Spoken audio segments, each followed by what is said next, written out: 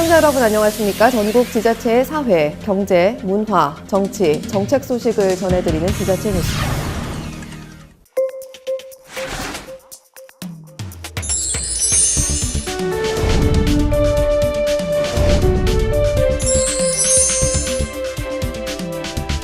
한 주간의 국회 소식입니다. 박근혜 정부 법무부 장관과 대통령 권한을 지낸 황교안 전 국무총리가 15일 오전 국회에서 자유한국당에 입당했습니다. 황교안 전 총리는 입당 원서를 제출한 후 기자회견에서 대한민국 사회 곳곳에서 터져나오는 힘들고 어렵다고 하는 이 목소리를 더 이상 외면하기가 어려워 흔들리는 대한민국을 올바르게 할 수 있다면 작은 힘이라도 보태야겠다고 생각해서 입당하게 됐다고 말했습니다. 이어 전당대회에 출마할 것이냐는 질문에는 정치 신인의 낮은 자세로 여러 사람의 말씀을 듣고 판단하겠다며 명확한 입장을 밝히지는 않았습니다. 박근혜 전 대통령의 탄핵 관련 입장을 밝혀달라는 질문에는 지난 정부에서 마지막 총리를 지낸 사람으로서 국가적 시련을 송구스럽게 생각한다고 밝혔습니다. 국가적 시련으로 인해서 국민들이 정말 심려를 가지시게 한 점에 대해서는 제가 참으로 송구스럽게 생각을 합니다. 15일 오전 서울 여의도 국회에서 열린 바른미래당 원내대책회의에 김관영 원내대표, 권은희 정책위의장, 신용현 의원 등이 참석했습니다. 이날 회의에서 김관영 원내대표는 여야 원내대표 회동에서 1월 임시국회 소집에 합의하지 못한 것은 민생과 경제, 정치개혁을 외면하고 있는 더불어민주당의 반대 때문이라고 말했습니다. 어제 여야 원내대표가 회동을 했습니다마는 결국 1월 임시국회 소집에 합의를 하지 못했습니다. 이유는 민생과 경제 또 정치개혁을 외면하고 있는 민주당의 반대 때문입니다. 민주당은 틈만 나면 민생을 챙기기 위해서 국회를 열자는 말을 해왔습니다. 그러나 정작 민생을 위한 1월 임시국회는 철저히 거부하고 있습니다. 이것이 정부의 국정 운영에 책임을 같이 해야 하는 여당의 태도인지 개탄스럽습니다. 이어 권은희 정책위의장은 송영길 더불어민주당 의원의 신한울 원전 3, 4호기 공사 재개 주장에 대해 청와대가 공론화 논의를 거쳐 정리된 사안이라고 밝혔다며 불통의 정도로 치면 박근혜 정부의 시즌2라고 말했습니다.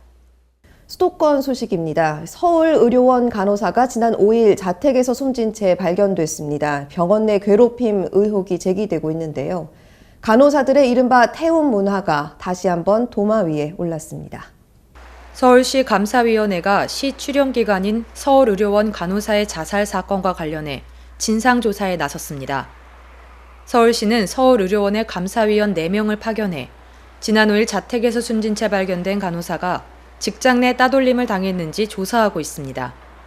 극단적인 선택을 한 서 간호사는 유서에 병원 사람들은 조문을 오지 말라는 내용을 적어 직장 내 괴롭힘 의혹이 제기되고 있습니다. 서 씨가 일한 기간은 5년, 유족들은 일하면서 직장에서의 괴로움을 호소했다고 주장했습니다. 유서에선 병원 사람들의 조문도 거부한 것으로 보아 죽어서도 병원 사람들을 만나고 싶지 않다는 뜻을 밝힌 겁니다. 서 씨의 사망 원인은 약물 과다 투여였습니다. 병원 측은 약물이 내부에서 유출된 것은 아니라며 현재 진상조사 중이라고 밝혔습니다. 한편 대한간호협회는 11일 공식 홈페이지에 올린 입장문을 통해 A씨에게 애도를 표했고 서울의료원과 서울시의 철저한 진상조사를 촉구했습니다. 강북구는 구후 비전을 공유하고 주민의 안녕과 행복을 기원하는 신년 인사회를 가졌습니다. 신년 인사회를 통해 변화와 발전을 실감할 수 있는 정책을 추진해 나가겠다며 주민들의 적극적인 구정 참여도 함께 부탁했습니다. 강북구가 강북문화예술회관에서 기해년 새해에 힘찬 출발을 다짐하는 신년 인사회를 개최했습니다. 신년 인사회는 구민들과 함께 새해 덕담을 나누고 강북구의 구정 운영 방향과 사업 내용을 설명하기 위해 마련된 것으로 주요 회원 등 주민 1000여 명이 참석했습니다. 행사는 강북구립 청소년 오케스트라의 식전 공연을 시작으로 1부 구정 소개와 2부 기념식 등의 순으로 1시간 동안 진행됐습니다. 주차난이 심각한 요즘 부평구가 이를 해소하기 위해 인천시 농업기술센터가 이전하는 자리에 공영주차장 조성을 추진합니다. 부평구 십정동 동암역 인근에 위치한 농업기술센터는 신청사 건립계획으로 오는 2020년 3월 계양구 서운동으로 이전합니다. 이에 인천시는 이전 부지에 대해 지난 8월 부평구에 활용 방안 의견을 조회했고 부평구는 150명 규모의 공영주차장 건립 계획을 제출했습니다. 구는 농업기술센터 부지를 매입하는 방안을 검토했으나 부지 매입비 102억 원을 마련하는 데 어려움이 있어 지난 11월 인천 군수구청장 협의회에서 차준택 부평구청장은 매입 비용이 발생하지 않도록 인천시에서 직접 공영주차장 조성을 추진하는 방안을 건의했습니다. 또한 십정동 주민들도 공영주차장 건립 청원서를 시에 전달했습니다. 이러한 노력의 결과로 지난 12월에 십정이동 행정복지센터에서 인천시 주관으로 공영주차장 조성 관련 주민 설명회를 갖고 1월 초에 인천시에서는 농업기술센터 이전 부지 공영주차장 조성 계획을 수립했습니다. 인천시는 앞으로 관련 행정 절차를 거쳐 2020년까지는 공영주차장 조성을 완료할 예정입니다. 한편 부평구는 상가와 도시명 생활주택 밀집 지역인 이 부지에 공영주차장을 조성할 경우 주차난이 해소될 것으로 보고 있습니다. 질병관리본부 조사에 따르면 성인 남성의 흡연율이 38.1%로 역대 최저치를 기록했습니다. 담배값이 오른 지난 2015년보다도 더 낮았는데요. 어쩐 일인지 아파트나 공공장소에서 벌어지는 간접 흡연은 나아지지 않고 있습니다. 경기도가 도민에게 간접 흡연에 대해 물었는데 무려 10명 중 8명이 심각한 수준이라고 답했습니다. 자세한 내용 보도합니다. 경기도민 18은 실제 이런 아파트 층간 흡연을 겪고 있는 것으로 나타났습니다. 경기도가 도민 1000여 명을 대상으로 간접 흡연 경험을 물었는데 공동주택 베란다와 화장실이 피해받는 장소 1, 2위로 조사됐습니다. 현관 출입구나 계단 등도 비슷한 수준으로 뒤를 이었습니다. 대로변이나 버스 정류장 등 사람이 많은 공공장소의 상황은 더 심했습니다.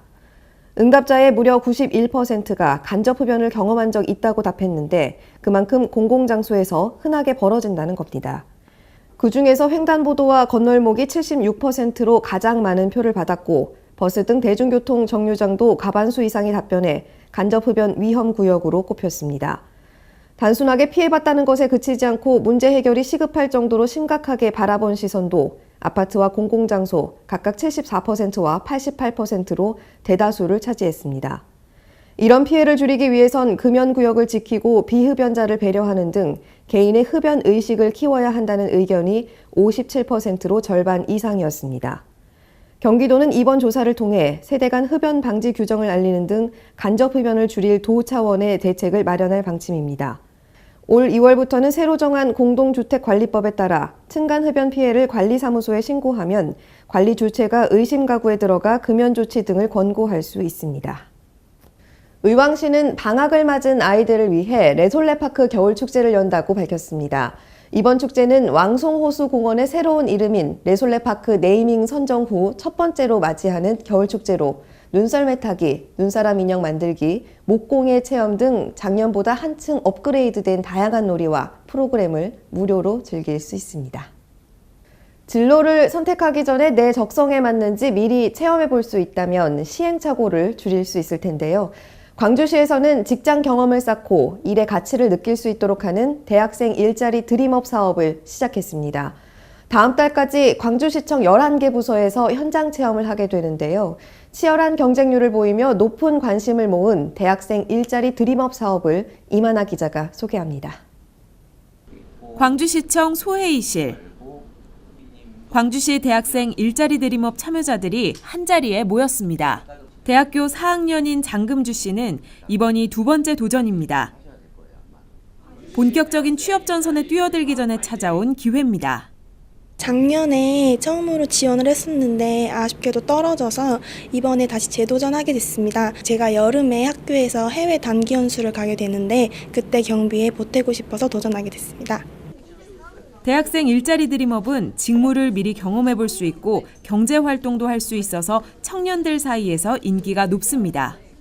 전공학과 선발도 있어서 관련 부서에서 실무를 익힐 수 있습니다. 컴퓨터 부품을 직접 만져보며 손에 익힙니다.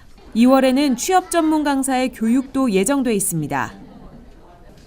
참여자들은 취업 교육을 통해 일자리 드림업에서 쌓은 경험들을 자신의 역량으로 만들어 취업에도 대비할 수 있게 됩니다. 부천 시민이라면 전국 최고 수준의 상호 대차 서비스를 활용해 쉽고 간편하게 책을 접할 수 있습니다. 새해 다짐에 빠지지 않는 단골 항목 독서. 부천시에서는 도서관 방문이 어려운 직장인들을 위해 다양한 형태의 작은 도서관을 운영 중인데요. 출퇴근길에서 만날 수 있는 부천시 도서관 서비스, 지금부터 소개합니다. 먼저 생활 밀착형 무인 작은 도서관 스마트 도서관입니다. 지하철 1호선 역곡역과 송내역에 설치되어 있는데요. 365일 24시간 운영되는 이곳에는 500권이 넘는 신간 도서와 인기 도서가 비치되어 있습니다. 대출은 1회 3권 이내 14일간 가능합니다. 지하철 7호선 상동역과 신중동역 칙칙폭폭 도서관, 그리고 1호선 부천역 민원센터에서는 상호대차 서비스를 이용할 수 있습니다. 상호대차 서비스란 부천시립도서관 책을 원하는 곳에서 대출 반납할 수 있는 서비스로 전철역 3곳을 포함해 총 43개소입니다. 도서관이 멀어 책을 접할 기회가 적었다면 부천시 전철역 도서관 서비스 이용해보세요. 출퇴근길 손쉽게 도서를 만날 수 있을 겁니다. 지난 14일 저녁 8시경 경기도 의정부 일동 빌라에서 불이 나 소방차 1대와 앰뷸런스 2대가 출동했습니다. 취재의 안도윤 기자입니다. 경기소방청은 음식물을 올려놓은 가스레인지에 불이 붙어 화재가 발생했다고 밝혔습니다. 큰 불로 번질 뻔했으나 경기소방청이 10여 분 만에 상황을 정리해 큰 피해는 없었습니다. 출동한 소방안전관리자는 빌라 건물주에게 신속히 연락하여 비상경보기 제어와 함께 인근 주민들에게 상황을 전파해 불안과 걱정을 덜어주었다고 말했습니다. 강원도 소식입니다. 저출산 위기 극복을 위해 강릉시가 2019년부터 출산 지원 장려 사업을 확대했습니다. 지난해까지 강릉시의 출산 지원금은 첫째 10만 원, 둘째 30만 원, 셋째 50만 원, 넷째아 이상은 100만 원 이상을 지급해 왔습니다. 올해부터는 1월 1일 출생아부터 첫째 30만 원, 둘째 50만 원, 셋째아 이상 100만 원 지급으로 확대됐습니다. 또한 고위험 임산부 의료비 지원 사업의 항목이 대폭 확대됐습니다. 기존 5개 항목에서 분만전 출혈과 전치 태반 등이 추가된 11개 항목이 지원되고 신혼부부를 대상으로 하는 풍진 검사도 무료로 지원됩니다. 한화 해피프렌즈 청소년 봉사단 고등학생 325명이 사랑의 연탄 배달 봉사활동을 펼쳤습니다. 한화 해피프렌즈 청소년 봉사단원들은 영월군을 비롯한 강원도 폐광 지역 250여 가정을 찾아 모두 5만 장의 연탄을 전달했습니다. 지난 13년간 4,800여 명의 청소년 봉사단원들은 독거노인, 보육원, 저소득 가정 방문, 친환경 캠페인, 해외 자원봉사 활동 등을 통해 지속적인 나눔을 실천하고 있습니다. 충청도 소식입니다. 천안시에서는 삼거리 공원 명품화 사업이 추진 중에 있는데요. 이를 위한 용역 착수 보고회가 있었습니다. 이번 보고회는 자문단 위원, 용역사, 관계 공무원 등이 참석한 가운데 우리시의 새로운 랜드마크이자 도시의 브랜드 가치를 높일 삼거리 공원 명품화 사업의 성공 추진을 위한 밑그림으로서 앞으로의 계획을 논의하기 위해 마련했습니다. 이날 보고회는 경과보고, 착수보고, 질의응답 등의 순으로 이어졌는데요. 기본 및 실시 설계 용역에 대한 착수보고, 설계 공모 당선작 작품 내용 설명 등이 주요 내용으로 다뤄졌습니다. 천안시는 지난해 삼거리 공원 명품화 사업의 설계 공모 당선작을 선정했는데요. 올 하반기 설계를 마무리한 뒤 오는 12월 착공에 들어갈 계획이며 2021년 준공을 목표로 사업을 추진하고 있습니다. 광역시 소식입니다. 부산시가 올해 소상공인 지원 사업을 발표했습니다. 소상공인의 특성에 따라 혁신형과 영세형으로 지원 방향을 구분하고 유망업종 발굴, 마케팅, 최소생계 보장, 폐업 컨설팅 등 상황에 맞게 5개 과제 30개 사업을 조기에 추진한다는 계획입니다. 먼저 혁신형 소상공인 양성을 위해 유망업종에 대한 마케팅, 골목 플리마켓 개최 등의 골목시장 활성화, 경영환경 개선, 디자인 지원 및 B2B 플랫폼 구축 등의 혁신 성장 지원과 온라인 마케팅 비용 지원, 마케팅 인력 양성 등의 경영 교육 지원, 성공업체 현장 방문 등 판로 확대와 역량 강화 지원 사업을 펼칩니다. 영세형 소상공인 자생력 강화 정책은 음식점 좌석의 입식형 개선 등 서비스 품질을 높이는 사업, 사업 실패 시 최소 생계 보장이 되어줄 노란우산 공제가입 장려금 지원 사업이 시행됩니다. 여기에 가족 힐링 캠프 개최, 폐업 컨설팅, 대학생 소상공인 서포터즈 운영 등으로 골목의 활력을 증진시켜 상권 중심의 도시 생태계를 가꾸게 됩니다. 2016년 말 기준 소상공인 사업체 수는 22만 9천 개로 전체 부산시 사업체 26만 6천 개의 86.5%에 해당합니다. 이 중 도소매업이나 음식, 숙박업 등 생활 밀착형 업종이 전체 70% 이상을 차지합니다. 대부분의 소상공인 평균 연령이 54.8세로 높은 편이라 발빠른 경영 환경 대응에 어려움을 겪고 있습니다. 한편 소상공인 특별자금도 지난해 2천억 원에서 4천억 원으로 확대됩니다. 특히 생존 고비인 창업 3년 미만의 소상공인에게는 2%대의 저금리로 자금을 지원합니다. 누구 하나 소외되지 않는 시민과 행복한 복지도시 실현을 위한 대전시만의 복지 브랜드가 탄생했습니다. 대전시가 민선 7기 복지 비전과 가치를 담은 복지 브랜드 함께해요를 개발했습니다. 함께해요는 모든 시민을 포용하는 복지도시 구현이라는 민선 7기 복지 서비스의 핵심 가치를 함께로 표현했으며 유는 영어 유를 웃는 얼굴로 형상화한 것으로 복지 대상자인 시민과 함께해서 행복하다는 의미를 담았습니다. 또한 각 로고의 디자인에는 대전형 복지 서비스가 지향하는 목표와 가치, 실천 전략의 의미가 담겨 있습니다. 한편 대전시는 이번에 개발한 브랜드를 공공 민간복지기관에 배포해 복지도시 대전의 이미지를 높이는 데 적극 활용하고 상표 등록도 추진할 예정입니다. 대구시가 미세먼지 연평균 농도 세제곱미터당 17 마이크로그램 달성을 목표로 하는 미세먼지 관리 종합대책을 확정 발표했습니다. 먼저 올해 2월 15일부터 시행되는 미세먼지 특별법에 따라 대구광역시 미세먼지 저감 및 관리 조례를 3월까지 제정해 정책 기반을 강화하기로 했습니다. 조례에는 미세먼지 저감 및 관리를 위한 시장과 시민의 책무, 미세먼지 대책위원회 설치 운영, 고농도 미세먼지 비상 저감 조치 시 차량 운행 제한 지역, 대상, 차량, 방법 등을 규정하고 있습니다. 대구시가 중점적으로 추진하고 있는 전기차 보급 사업은 2022년까지 7만 대로 확대 보급하고 충전 시설도 5,050기를 보급키로 했습니다. 또 구군에서 운영 중인 청소차 중 천연가스차로 전환이 가능한 차량을 올해부터 매년 15대씩 전환해 2022년까지 전환 대상 청소차의 75%인 160대를 천연가스차로 운행할 계획입니다. 이와 함께 어린이집과 경로당의 공기청정기 보급, 민감계층에는 미세먼지 마스크를 보급하고 배출 감축을 위한 노후 경유차 조기 폐차 지원과 매연 저감장치 부착 지원 사업도 확대 지원키로 했습니다. 경상도 소식입니다. 김부겸 행정안전부 장관과 칠곡 군수는 칠곡 외관전통시장을 찾아 칠곡사랑 상품권을 홍보했습니다. 칠곡사랑 상품권으로 즉석에서 육류와 생선 등을 구입하고 풀빵을 맛보며 상인들과 대화를 이어나갔습니다.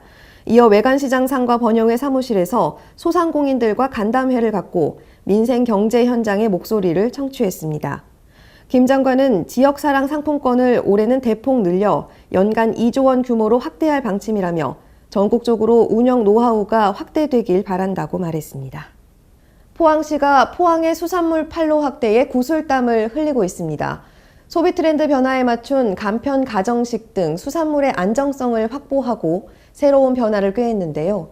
포항시의 품질 인증을 통과한 제품들을 모아놓은 홍보 판매센터 해선생이 개점했습니다. 포항시에서 인증하는 수산물 제품들을 한 곳에서 보고 구매할 수 있는 포항시 품질인증 수산물 홍보 판매센터 해선생이 장성동에 자리 잡고 9일 개점했습니다. 포항시는 지난해 지역 내에서 어획 및 가공되는 수산물의 안정성 확보 및 대외 경쟁력 향상을 위해 자체 기준을 마련하여 지자체 최초로 수산물 품질 인증제를 시행했습니다.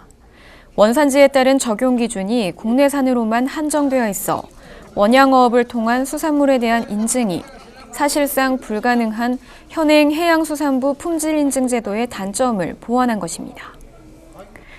해선생은 이러한 인증업체의 제품들을 홍보 판매하는 곳으로 과메기와 밥식혜류, 생선구이 세트 등 고품질 수산물을 판매합니다. 또 혼밥, 혼술 상품, 비조리 식품 등 다양한 상품을 개발해 판매함으로써 차별화된 기업형 지역수산물 품질관리 브랜드로 전국의 포항수산물의 판매 활로를 개척한다는 계획입니다. 시는 앞으로도 생산시설 위생상태 확인으로 해썹 필수 인증과 함께 생산자 실명제 실시 등 엄격한 기준을 적용해 포항 수산물 브랜드의 품격을 높여나갈 예정입니다. 전라도 소식입니다. 여수시가 행정안전부의 2018년 자전거 이용 활성화 우수기간 평가에서 우수기간에 선정돼 대통령 표창을 수상했습니다. 우리 시는 이번 평가에서 자전거 인프라 구축뿐만 아니라 이용자들이 안전하게 자전거를 탈 수 있는 환경 조성에도 노력했다는 평가를 받았습니다. 우리 시 자전거 도로는 1월 현재 200km에 이르고 여수 공영자전거 여수랑은 총 345대로 32개 무인 대여소가 마련돼 있으며 스마트폰으로도 대여와 반납이 가능하고 전체 자전거에는 안전모도 비치했습니다. 시는 앞으로도 자전거 인프라의 지속적인 확충으로 시민 누구나 안심하고 탈 수 있는 자전거 명품 도시를 조성해 나갈 방침입니다. 무주군이 아기 주민등록증과 기본 증명서를 통한 출산가정 배려 정책들이 시민들의 호응을 얻고 있습니다. 무주군에 거주하는 지역주민 A모 씨는 아기 주민등록증을 통해 아이와 시민들에게도 특별한 추억이 되고 다양한 혜택도 받을 수 있어 유용한 것 같다며 앞으로도 관련된 정책들이 많이 활성화되었으면 좋겠다는 의견을 전했습니다. 군에서는 기본증명서 신청은 각 읍면 주민자치센터에서 출생신고 시 진행되며 가족관계 등록부 정리가 끝나면 출생 축하 스티커가 부착된 기본증명서를 등기 우편으로 받을 수 있도록 편의성을 높였습니다. 무주군청 민원 관계자는 아기 주민등록증은 법적인 효력은 없지만 기쁨을 선사한다는 점에서 또 기본증명서는 아기의 한글과 한자 이름, 생년월일 등이 바르게 기재되어 있는지를 확인해 볼 수 있는 기회가 된다는 점에서 호응이 좋다라며 주민 만족도를 높이기 위해서 주력하겠다고 말했습니다. 완주군이 아파트 르네상스 사업을 내달부터 모집합니다. 완주군 아파트 르네상스 사업은 5년째로 올해는 주민들이 쉽게 참여할 수 있도록 활동지원 사업 유형을 기존 5개에서 2개로 간소화했습니다. 활동지원 사업은 아파트형, 공동체형이고 시설지원 사업으로는 커뮤니티 공간 조성형과 기능 보강형이 나눠집니다. 그동안 아파트형 공동체 대표나 총무들은 공동체 사업에 참여하면서 프로그램 준비, 커뮤니티 공간 관리, 회계서류 작성, 공동체 각종 행사 참여 등을 봉사로 진행해왔지만 이번에는 최소 활동 경비를 지원할 예정입니다. 박성일 완주군수는 5년차를 맞은 아파트 르네상스는 그동안 이웃 간 서로 소통하고 화합하는 모습을 볼 수 있었다며 앞으로도 공동체가 함께 역량을 키우고 자생할 수 있도록 뒷받침해 행복한 공동체 문화를 만들어가겠다고 말했습니다. 완주군이 2018년도 재해예방사업 추진실태평가에서 전국 최우수 기관에 선정됐습니다. 완주군에 따르면 행정안전부가 주관한 이번 평가는 전국 재해예방사업 추진 163개 지자체를 대상으로 민간 전문가와 합동으로 평가가 이루어졌습니다. 상하반기 두 차례에 걸쳐 심층적으로 진행됐으며 재해위험 개선지구 등 5개 분야 재해예방사업에 대한 서류평가와 현장평가 등 총 66개 평가 항목에 대해 지난 1년간의 사업 추진 성과를 점검했습니다. 군은 재해예방 사업에 대한 신속 집행으로 지역경제 활성화에 기여하고 현장 및 주민 중심의 사업장 관리 등 재해예방 노력에 높은 평가를 받았습니다. 이번 수상으로 완주군은 오는 5월 방제의 날 행사 시 우수기관 표창인 행정안전부 장관상과 함께 2020년 재해예방사업 국비를 인센티브로 배정받게 됩니다. 박성일 완주군수는 으뜸 안전도시 완주를 위해 재해에 대한 안전대비뿐만 아니라 주민의 입장에서 효과 있는 사업을 지속적으로 추진해 나가겠다고 말했습니다. 무주군은 관내 취약계층을 대상으로 한 2019년 1단계 공공근로 사업을 시작했습니다. 14일 열린 발대식에는 황인홍 군수를 비롯한 일자리 참여자 등 100여 명이 함께했으며 행사는 기념식과 한국산업안전공단 전북지사에서 진행한 공공근로자 안전교육 등의 순으로 진행됐습니다. 황 군수는 1단계 공공근로 사업의 주인공은 여러분이고 이제부터가 시작이라며 사명감을 가지고 맡은 바 분야에서 최선을 다해주길 바란다며 주민들의 관심과 성원을 부탁했습니다. 공공근로 사업은 저소득 실업자를 대상으로 생계 유지에 필요한 기본소득을 제공하기 위해 실시하는 것으로 무주군은 올해 총 사업비 13억여 원을 투입해 4단계에 걸쳐 400명의 인력을 환경정비 사업을 비롯한 사회서비스와 연계한 공공일자리에 투입할 계획입니다. 지금까지 전북에서 지방자치TV였습니다. 미세먼지에 이어 강추위가 찾아오고 있습니다. 한파에 독감 환자 수가 급증하고 있는데요.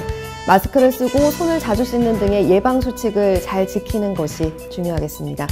지자체 뉴스 마치겠습니다. 편안한 밤 되십시오. 고맙습니다.